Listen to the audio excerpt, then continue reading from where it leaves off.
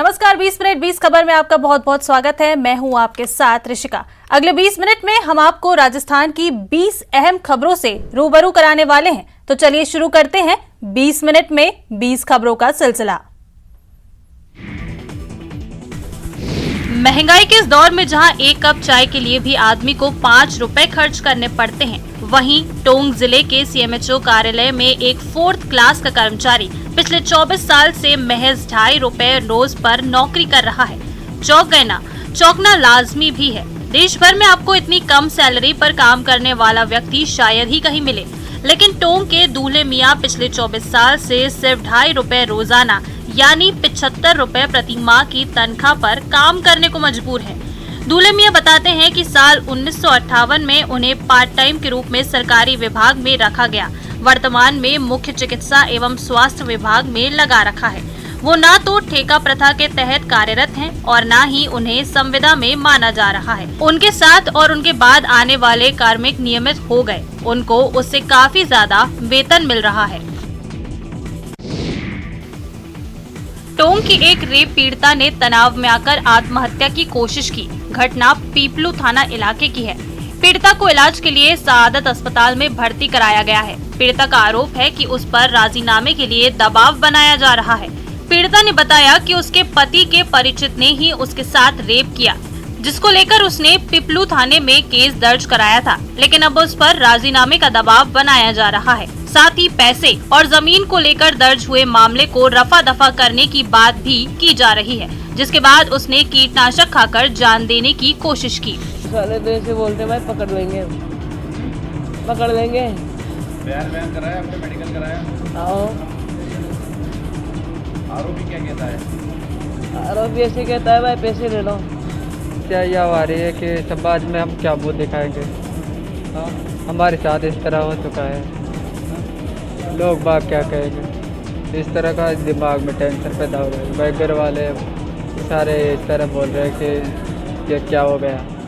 आपने इसकी रिपोर्ट भी दर्ज कराई थी? ये रिपोर्ट दर्ज करवाई थी।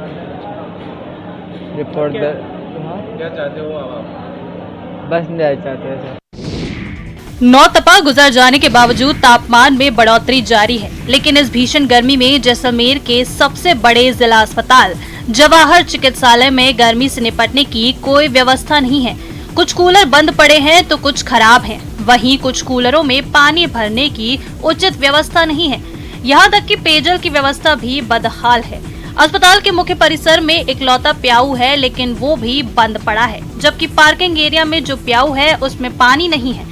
ऐसे में अगर अस्पताल आने वाले मरीज या उसके तीमारदार को प्यास लगे तो पानी की बोतल खरीद कर ही प्यास बुझानी होगी।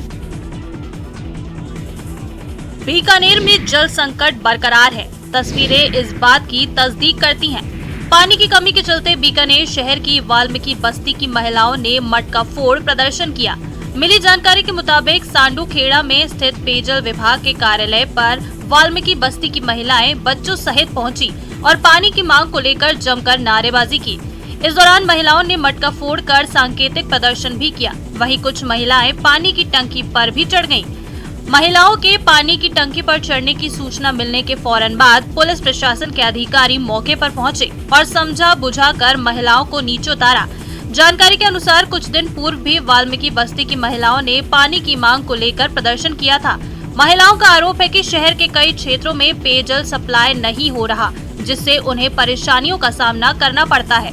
आक्रोशित महिलाओं ने सुचारू रूप से पेयजल उपलब्ध न होने पर आगे भी प्रदर्शन करने की चेतावनी दी। चूरू के सादुलपुर के वार्ड नंबर 25 में स्थित फतेहपुरिया कुएं के पास बेखौफ चोरों ने शुक्रवार रात बंद घर के ताले तोड़कर चोरी की वारदात को अंजाम दिया। चोर अलमारी और संदूक के ताले तोड़कर सोने के गहने 3 किलो चांदी सहित 20,000 रुपए लेकर चलते बने। मिली जानकारी के मुताबिक वारदात के वक्त मकान मालिक जाफर अपने घर में नहीं था। परिवार के दूसरे लोग सामने वाले घर में सो रहे थे। तभी चोरों ने सन्नाटे का फायदा उठाकर चोरी की वारदात को अंजाम दे दिया। चोरी की वारदात रात 1 बजे के बाद होने की आशंका जताई जा रही है। मकान मालिक जाफर जेवर बनाने का काम करता है, जिसकी नौहर में दुकान है। मालिक का कहना है कि चोरों ने सोने चांदी सहित करीब 3 लाख से अधिक की चोरी की है। घटना की सूचना के बाद पुलिस ने मौका मुआयना किया। पुलिस आसपास के सीसीटीवी खंगालकर चोरों का पता लगाने का प्रयास कर रही है। भाभी ने बताया कि चांदी पड़ी थी पेटी के अंदर, वो नहीं मिली। 20-22 ग्राम सोना था, जिसके अंदर 2 मंगलसूत्र है, एक कान के झूमर है और 20,000 रुपये नकदी है और 3 किलो करीब चांदी है सारी। टोटल 3.25 लाख रुपया का नुकसान हो गया, 3.5-3.5 लाख के करीब। लपटों की विनाश लीला। तस्वीरें अलवर की है। रिको औद्योगिक इलाके में एक फैक्ट्री में आग लग गई। देखते ही देखते आग ने विकराल रूप धारण कर लिया और पूरी फैक्ट्री को अपनी चपेट में ले लिया।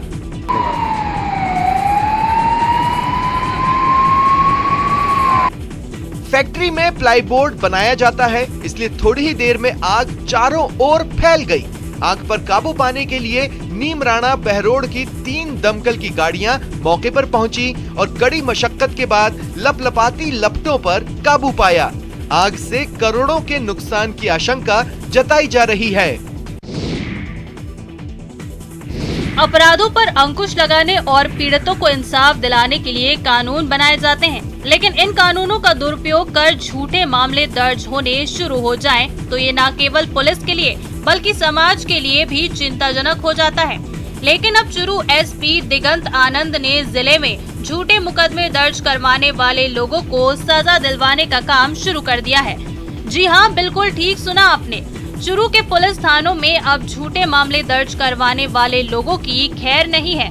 चुरू एसपी दिगंत आनंद ने बताया कि पुलिस को कई लोग टूल की तरह काम लेकर झूठे मुकदमे दर्ज कराते हैं। वर्ष 2019, 2020 और 2021 में महिला अपराध, मारपीट और SC/ST में 2054 झूठे मामले दर्ज करवाए गए हैं। बिगड़ती हालत को देखकर चूरू पुलिस ने झूठे मामले दर्ज करवाने वाले 112 लोगों के खिलाफ कोर्ट में इस्तिगासा पेश किया। 4 लोगों को कोर्ट ने सजा भी सुनाई है। पुलिस की तरफ से इस्तिगासे कोर्ट में दायर किए गए हैं। सभी में ट्रायल शुरू कराने के प्रयास किए जा रहे हैं और एज ऑन डेट हमारा जो अभी सफलता का आंकड़ा है उसमें 112 इस्तिगासे पूरे जिले में झूठे मामलों में कोर्ट में पेश किए जा चुके हैं। राजसमंद जिला पुलिस की ओर से चलाए जा रहे साकार स्वप्नम अभियान के तहत चारभुजा थाना पुलिस ने 5 बाल श्रमिकों को मुक्त कराया है। इन्हें अब बाल कल्याण समिति के सामने पेश किया जाएगा, जहां इनके पुनर्वास और शिक्षा मुहैया कराने की कार्रवाई शुरू की जाएगी। उधर चारभुजा थाना पुलिस ने ईंट भट्टा मालिक के खिलाफ बाल श्रम करवाने का केस दर्ज किया है। चारभुजा थानाधिकारी भवानी शंकर ने बताया कि शुक्रवार दोपहर को टीम ने नेशनल हाईवे नंबर 8 पर स्थित होटल ढाबों की तलाशी ली तो बालाजी होटल अमरतिया के पास स्थित एक ईंट भट्टे में 3 लड़कियां और 2 लड़के मजदूरी करते पाए गए। इस पर पुलिस ने उदयपुर निवासी मुकेश ओड़ के खिलाफ मामला दर्ज किया। वहीं सभी रेस्क्यू किए गए बालकों को बाल कल्याण समिति राजसमंद के समक्ष पेश किया। साइबर क्राइम के मामले लगातार बढ़ते जा रहे हैं और इसी के साथ साइबर सेल की जरूरत भी बढ़ती जा रही है। शायद ही ऐसा कोई केस होगा जहां साइबर सेल के सहयोग की जरूरत नहीं पड़ती होगी। ऑनलाइन फ्रॉड हो या फिर अपराधियों की धरपकड़ के लिए मोबाइल लोकेशन, कॉल डिटेल और फोन सर्विलांस, सबके लिए साइबर सेल की जरूरत पड़ती है। ऐसे में अपराधों पर नियंत्रण पाने और होने वाले अपराधों का शीघ्र खुलासा करने के लिए साइबर सेल का मजबूत होना आवश्यक है। इसी को ध्यान में रखते हुए प्रदेश के प्रत्येक जिले में साइबर थाना खोला जा रहा है। दौसा में भी साइबर थाना खोलने की प्रक्रिया शुरू हो चुकी है। वित्तीय स्वीकृति आने के बाद साइबर थाने का संचालन शुरू हो जाएगा। इसके अलावा अब साइबर सेल के पुलिस कर्मियों को सरकारी मोबाइल उपलब्ध कराए जाएंगे। पहले पुलिस वालों के निजी मोबाइल फोन में साइबर सेल से जुड़ी महत्वपूर्ण जानकारियां होती थीं, जिसके गुम होने या पुलिस कर्मी के छुट्टी पर जाने से कामकाज खासा प्रभावित होता था। विधानसभा चुनाव में अब 1.5 साल से भी कम का वक्त बचा है, लिहाजा कांग्रेस ने अपने संगठन को मजबूत करने की कवायद शुरू कर दी है। पार्टी अब बड़े स्तर पर संगठनात्मक नियुक्तियां करने जा रही है, जिसमें लंबे समय से इंतजार कर रहे लाखों कार्यकर्ता एडजस्ट होंगे। जानकारी के अनुसार जिला स्तर से लेकर बूथ स्तर तक कार्यकारिणियों का गठन होने जा रहा है। इन कार्यकारिणियों में लाखों कार्यकर्ताओं को पद मिलेंगे। कांग्रेस कार्यकर्ता लंबे समय से इन नियुक्तियों की बाट जो रहे हैं। बार बार नियुक्तियों को लेकर कवायद शुरू हुई और हर बार मामला ठंडे बस्ते में चला गया। अब कांग्रेस ने इन नियुक्तियों का खाका तैयार किया है। कहा जा रहा है कि 15 अगस्त 2022 से पहले ये सभी नियुक्तियां पूरी कर ली जाएंगी। पीसीसी चीफ गोविंद सिंह डोटासरा के मुताबिक जिला, ब्लॉक, मंडल और बूथ स्तर पर गठित होने वाली कार्यकारिणियों में करीब 6 लाख कार्यकर्ताओं को जगह मिलेगी। अगर अगले जन्म में आपको गधे की योनि में जन्म नहीं लेना है तो गौतमेश्वर महादेव आकर यहाँ बने गधा लोट में लोट लगानी होगी। सैकड़ों सालों से चली आ रही इस मान्यता के प्रति श्रद्धालुओं का विश्वास आज भी कम नहीं हुआ है।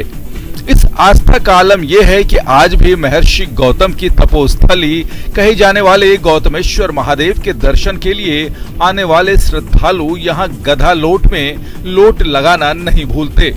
श्रद्धालुओं की मान्यता है कि गधा लोट में लोट लगाने से उन्हें आने वाले जन्मों में मिलने वाली गधे की योनि से तो मुक्ति मिलेगी ही, साथ ही शरीर के कई दर्द से भी निजात मिलेगी। कहा जाता है इस पे लौटने से गधे की योनि से मुक्ति मिलती है, अगले जन्म में गधे की योनि नहीं आती है और पीठ दर्द वगैरह आदि से राहत मिलती है। मेवाड़, वागड़, मालवा और गुजरात के आदिवासियों के हरिद्वार के नाम से विख्यात गौतमेश्वर महादेव के प्रति आमजन की भी विशेष आस्था है। श्रद्धालुओं का मानना है कि गधा लोट में परिक्रमा करने से जहां उन्हें आने वाले जन्मों में गधे की योनि से मुक्ति मिलेगी, वहीं उनकी मांगी हुई सभी मन्नतें भी पूरी होंगी। इसी के चलते आज भी कई परिवार पीढ़ी दर पीढ़ी यहां दर्शन करने आते हैं। ये वो सारंगी है जो किसी जमाने में राजा महाराजाओं के महलों की शान हुआ करती थी, लेकिन आज यह वाद्य यंत्र लुप्त होने की कगार पर है। जी हाँ, आधुनिकता के इस दौर में धीरे धीरे पुराने वाद्य यंत्र इतिहास के पन्नों में सिमटते जा रहे हैं। सारंगी, जिसे राजस्थान में रोणथा भी कहा जाता है, वह भी इसी कैटेगरी में है और इसकी वजह युवाओं का पाश्चात्य संगीत की तरफ रुझान होना है। इन कलाकारों के प्रति सरकार की बेरुखी और अनदेखी भी इसकी मुख्य वजह मानी जा रही है।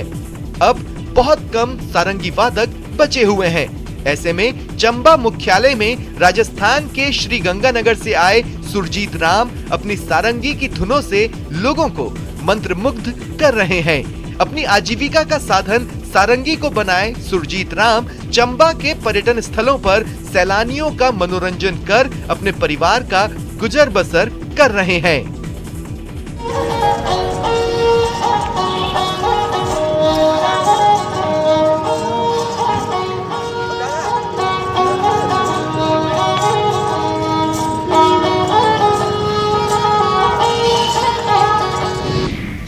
स्पोर्ट्स सिटी के तौर पर वैश्विक पहचान रखने वाले मेरठ की जेल में बंद कैदी भी आत्मनिर्भरता की किक मारते नजर आ रहे हैं। मेरठ का चौधरी चरण सिंह जिला कारागार प्रदेश की इकलौती जेल है जहां स्पोर्ट्स गुड्स बनाए जाते हैं। यहां का बना हुआ खेल उत्पाद आम लोगों को बिक्री के लिए बाजार पहुंचाया जाता है। आमतौर पर स्पोर्ट्स सिटी मेरठ के बने हुए खेल उत्पाद वैश्विक पटल पर अपनी धाक रखते हैं। यहाँ के बने हुए bat, ball, football, volleyball, badminton racket और हैमर डिस्कस जैसे खेल प्रोडक्ट्स पूरे विश्व में अपनी इजारेदारी कायम रखे हुए हैं। शायद यहाँ की माटी का ही असर है कि अब मेरठ जिला जेल के बंदी भी स्पोर्ट्स गुड्स बना रहे हैं। आमतौर पर प्रदेश की ज्यादातर जेलों में बंदी तमाम चीजें सीखते हैं, लेकिन मेरठ का चौधरी चरण सिंह जिला कारागार इकलौती जेल है जहां खेल उत्पाद बनते हैं। जेल अधीक्षक राकेश कुमार का कहना है कि यहां हर महीने बंदी तकरीबन 1500 फुटबॉल, वॉलीबॉल बना डालते हैं। उन्होंने बताया कि 12 बंदी फुटबॉल, वॉलीबॉल बनाते हैं, वहीं 30 बंदी स्पोर्ट्स किट बनाने का काम करते हैं।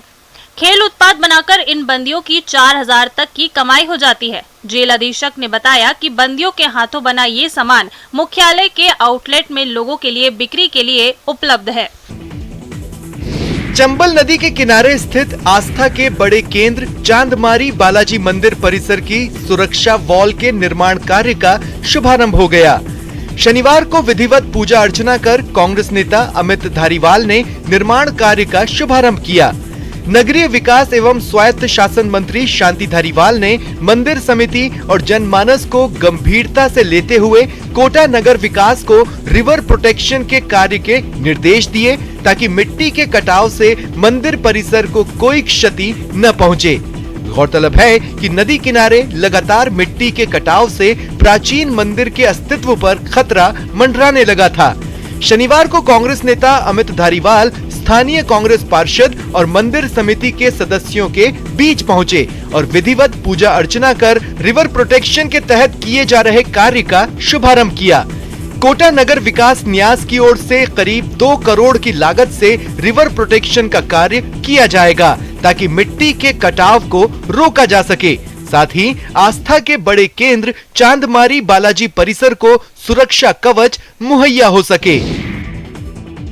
जयपुर के जवाहर कला केंद्र में पपेटशाला आर्ट्स ग्रुप ने नाटक गुलिवर्स ट्रेवल्स और फ्लाइंग फ्लावर्स प्रस्तुत किया। दोनों नाटकों का मंचन सुबह चिल्ड्रंस थिएटर वर्कशॉप के प्रतिभागियों के लिए और शाम को आम जनता के लिए किया गया। थिएटर वर्कशॉप के बच्चों ने नाटकों का खूब आनंद लिया और ठहाके लगाए। दोनों नाटक गुलिवर्स ट्रेवल और फ्लाइंग फ्लावर्स का निर्देशन और डिजाइन मोहम्मद शामीम ने किया था। नाटक गुलिवर्स ट्रेवल स्वतंत्रता, दृढ़ संकल्प, शक्ति, साजिश, करुणा, दोस्ती और स्वीकृति की कहानी है। इसी प्रकार से नाटक फ्लाइंग फ्लावर्स एक नॉन वर्बल परफॉर्मेंस है जिसमें एक लड़का अपने दोस्त को कुछ फूल उपहार में देना चाहता है और फूल उसे हिलेरियस इवेंट्स और झगड़ों की मदद से एक जर्नी पर ले जाते हैं।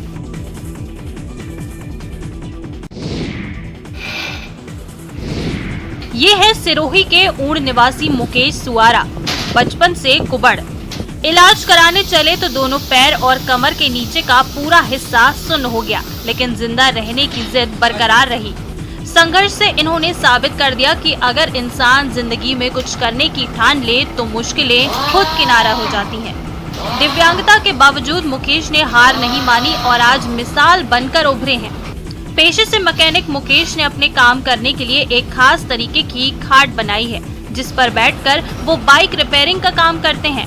खास बात यह है कि मुकेश ने अपने गैरेज में 4 और लोगों को रोजगार भी दे रखा है। मुझे ये उधर उधर जाने के लिए परेशानी हो रही है।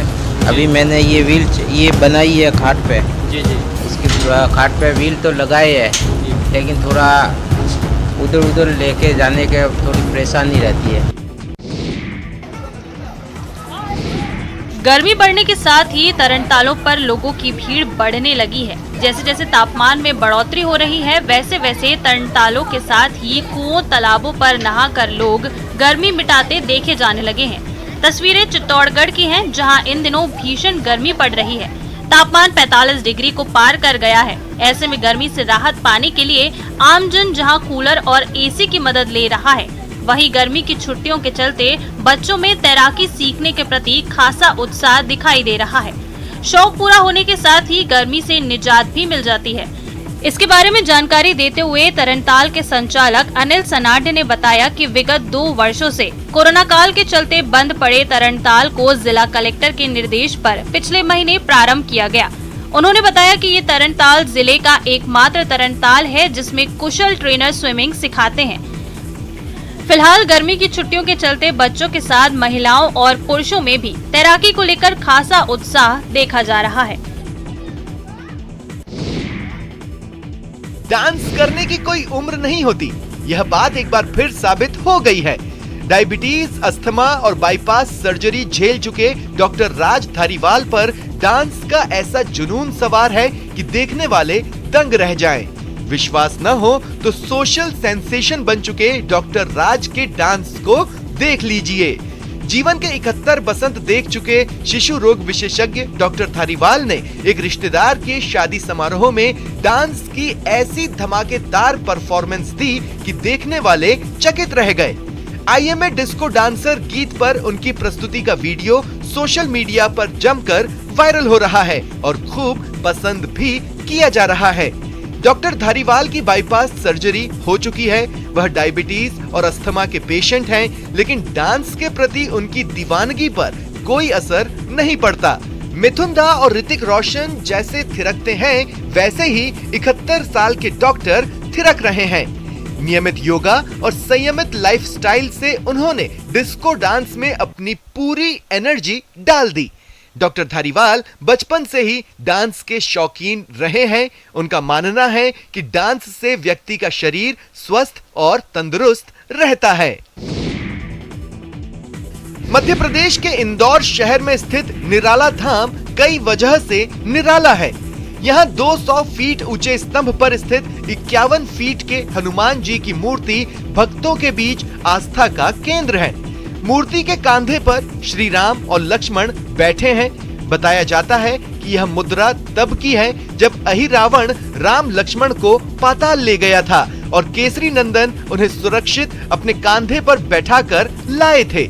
भगवान के इस विशेष स्वरूप के दर्शनों के लिए भक्त को न प्रसाद लाने की आवश्यकता है, न चढ़ावा चढ़ाने की। बस हनुमान जी के दर्शन के लिए 108 बार जय श्री राम लिखना होता है।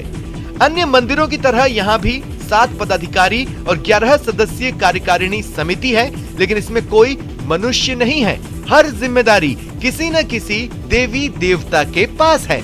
अध्यक्ष की जिम्मेदारी अंजनी पुत्र हनुमान और संरक्षक की भूमिका कौशल्या नंदन भगवान श्री राम को दी गई है।